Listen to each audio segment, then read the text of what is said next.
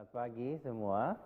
Selamat pagi Romo. Kita kembali mensyukuri kebaikan Tuhan. Menarik, ada kalimat dunia yang baru, alam yang baru menuju kebenaran. Dan itulah yang akan kita juga rayakan sepanjang hari ini.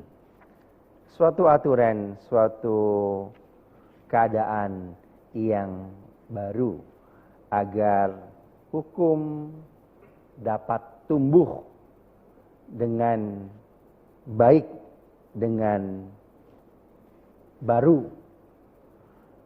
Bumi dan langit yang baru akan terdapat kebenaran. Kita bisa melihat bagaimana alam sendiri yang mau meminta kita untuk diistirahatkan.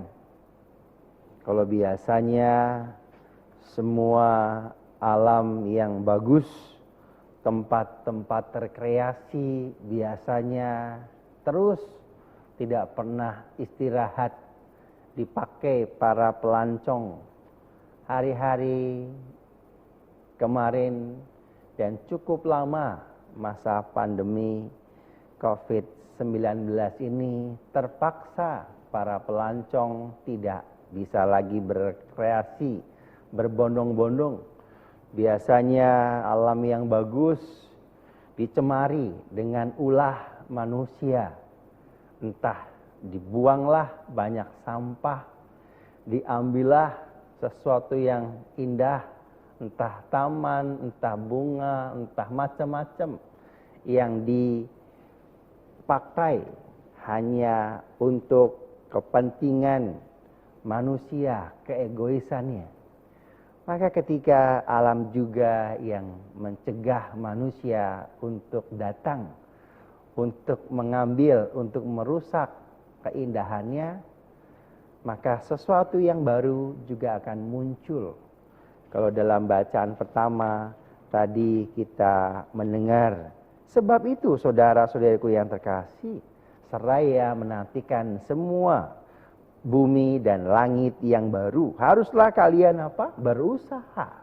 Yang menarik, supaya kelaparan tak bercacat, tak bernoda di hadapannya, serta perdamaian dengan Dia. Ini artinya apa? Kita semua harus sungguh waspada. Jangan kita terseret ke dalam apa? Kesesatan orang-orang yang tidak mengenal hukum. New normal bukan sesuatu yang biasa-biasa aja, akan kembali seperti sebelum adanya pandemi. Kita harus mengubah sikap kita dengan baik. Mana yang harus dilakukan, mana yang tidak boleh dilakukan, mana yang harus kita lakukan untuk menjaga bumi, untuk taat kepada Allah, tidak merusak lingkungan.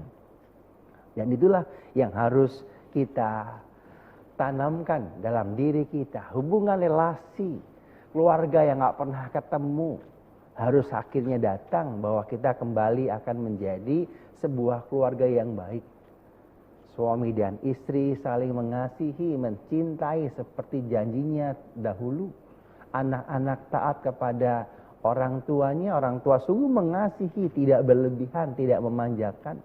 Sehingga akhirnya mereka tahu tanggung jawabnya, apa yang harus dilakukan, dan seterusnya. Sehingga kalau hari ini Yesus juga dicobai oleh orang-orang Farisi dan Herodian. Disangkanya Yesus akan memberontak melawan kaisar. Yesus adalah Tuhan yang mau datang menyelamatkan kita untuk tahu tanggung jawab dan juga tanggung jawab kita. Maka tunjukkan mana dinar itu. Di sini gambar siapa?